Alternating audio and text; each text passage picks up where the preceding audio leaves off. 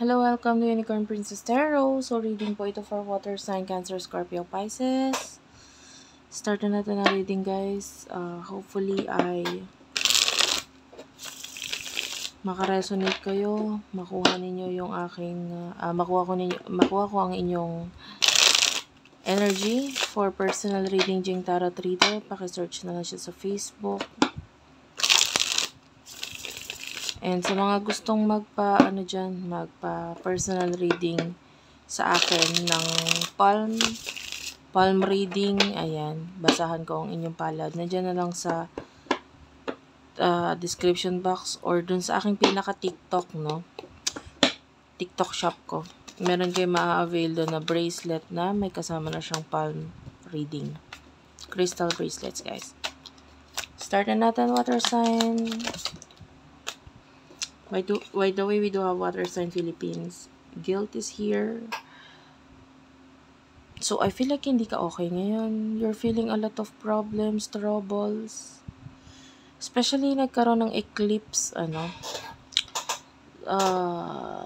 lunar eclipse. So, because of this, medyo nagkaroon ng matinding pagsubok. Hindi magandang pangyayari sa'yo ngayon. Na, ito gusto nito lumabas yan, storm and unexpected. So, might be hindi mo inaasahan and it feels like it is breaking you or it breaks you. Sobrang hirap, sobrang sakit, sobrang hindi mo ina-expect. You do have your confusion and I feel like this is the sign. We do have here the planet Neptune. So,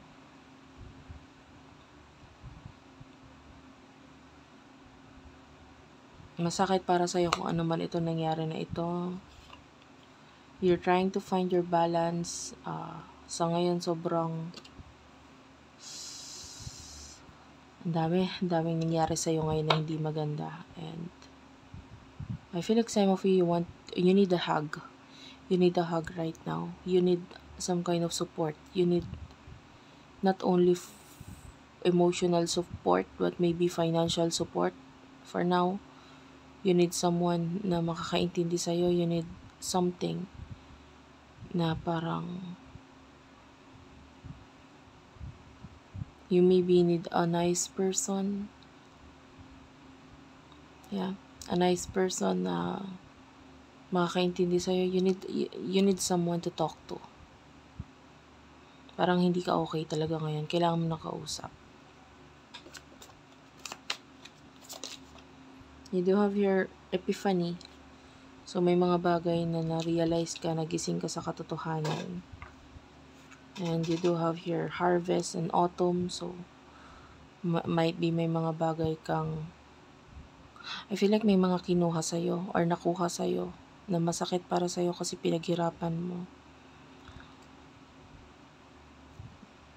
And maaaring may mga big changes na nangyayari sa'yo na hindi mo gusto tong mga changes na to. Parang kailangan mo lakasan yung loob mo, kailangan mo magpakatibay, magpakatatag. Ayaw mo yun, ayaw mo tong change na nangyayari but you have no choice.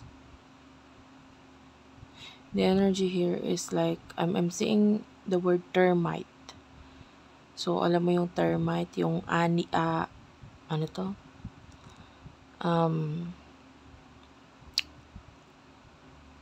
Yung kumakain ng wood. Yan.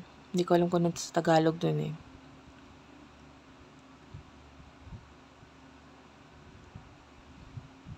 Hindi ko maalala kung anong Tagalog niya. Honestly, yung ano siya, kumakain ng wood. So, termites lang. So anyway, search mo na lang kung ano yung Tagalog nun. So, itong termites na ito is like, you don't like termites. It's like pest. Peste, di ba? Pero ang hirap hanapin, ang hirap tanggalin. Na-realize mo na lang malaki na nawala. So, sa nakikita natin dito, may mga peste na pwedeng umatake sa'yo nang hindi mo namamalayan. At first, pwedeng hayaan mo lang sila because hindi mo nga alam eh. Hindi ka nga sure. Hinahayaan mo na lang na gawin nila. O pwede namang hindi mo hinahayaan. Hindi mo lang talaga alam at all. Hindi mo sure. Yun pala, tinitira ka na pailalim. And kung ano man yung mga bagay na pinaghirapan mo, katulad nga ng pagbuo ng bahay, pwedeng mawala, ano? Pero, the way I see this, ganun yung nangyayari sa'yo ngayon. And, what is the message here?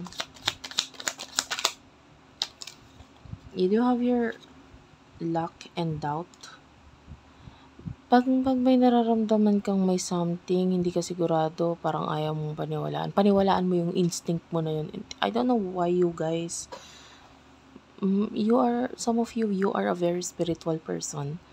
Pero bakit pagdating sa pakiramdam mo, hanggang ngayon di mo pa rin to pinapaniwalaan? Like, you still keep on,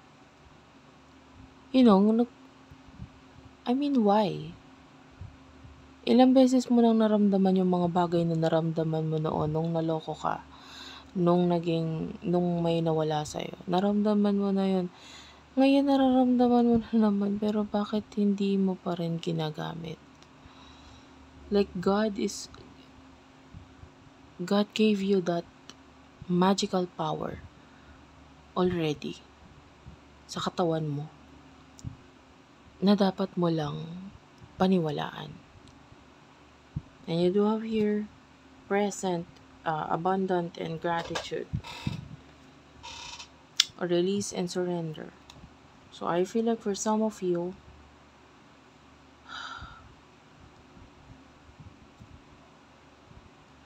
kung ano man yung mga nawala here, hayaan mo na lang kasi ipagpasa Diyos mo na lang. Hayaan mo na lang. No? Kasi katulad nga ng termites, hindi mo naman pwedeng sakalin yung termites, hindi, gawain mo yung bahay ko. Balik mo yung mga nawala. 'Di ba? Parang katulad ng termites, hindi mo na mababalik yung kinain nila. Nakain na nila, naipupunan nila yun. So, 'di ba? You get what I mean? So, nasayang? Nasayang lang yung oras mo, nasayang lang yung panahon mo. Kung isisisi mo nang isisisi dito sa mga termites na to, yung wala na hindi na nila mababalik.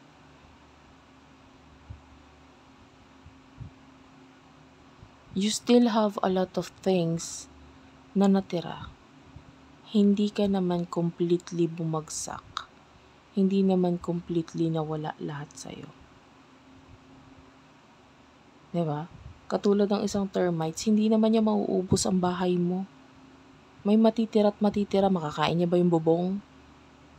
'Di ba? The way I see this, there's a lot of things na natira pa rin naman sa'yo, and you have to focus on those things na natira sa'yo. May mga bagay na mahirap mabalik, pero maaaring time na rin naman itong palitan. Ayusin, 'di ba? And what I'm seeing here is that you need to be more functional. Be more creative. Do what you do best.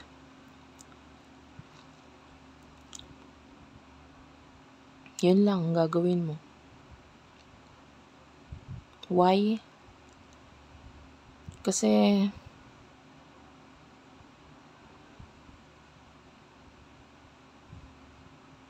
I feel like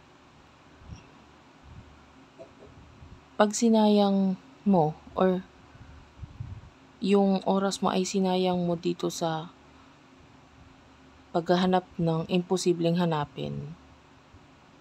I think for some of you, kung gusto mo talagang hanapin, you have to leave it to the expert. No? Kumuha ka ng hindi nagpunta na tayo talaga sa pinaka-termites, Pero whatever your situation right now, may higit na mas nakakaalam kung anong dapat gawin dun sa pinagdadaanan mo. So, just leave it to them. In the near future for water sign,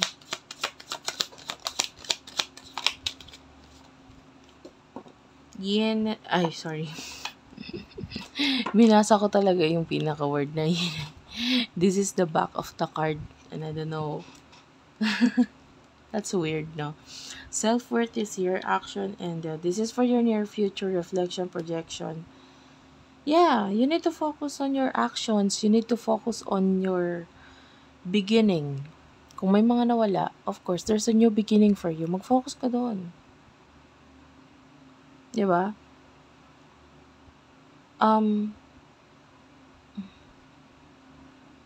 Hindi ko nakikita na bumaba naman yung value mo. Some of you pwedeng, kung ano man yung tumamang big storm sa buhay mo, hindi naman nabawasan yung halaga mo as a person. Yung galing mo, hindi naman yun nabawasan. Yung talento mo, nandyan pa rin naman sa'yo. Yung skills mo. Diba? Kung may nawala man, it's something na pwedeng mawala kasi nakuha ng iba. It's something na kaya nilang makuha. Pero, what are these things na hindi nila kayang kunin? Ikaw. Talento mo, galing mo, sarili mo, pagsusumikap mo, diskarte mo sa buhay. Hindi nila kayang kunin yan. And you have to use that with action here. You need to step and, have courage. Reflection is here, so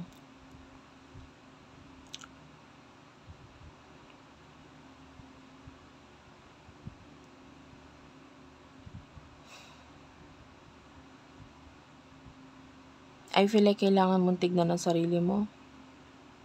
Fix yourself.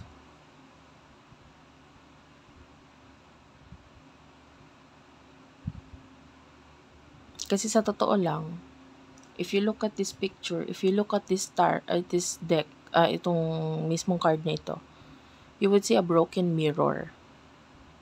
Broken mirror, but it's working. Anong ibig sabihin nun?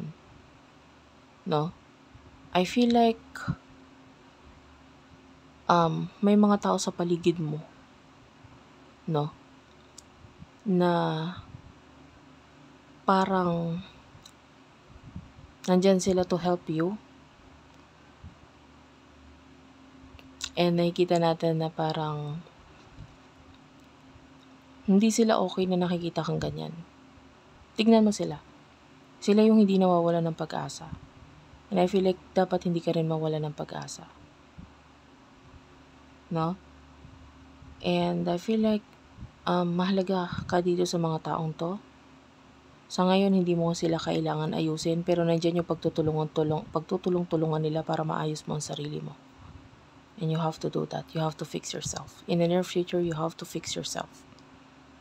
You just have to trust na itong situation na ito, na medyo maging mahirap para sa'yo, nakakatakot para sa'yo, but it's not too late, hindi pa rin naman huli ang lahat. You do have your transformation. You need to change yourself, etc. Okay? So, thank you for watching, guys. I love you all, and bye-bye.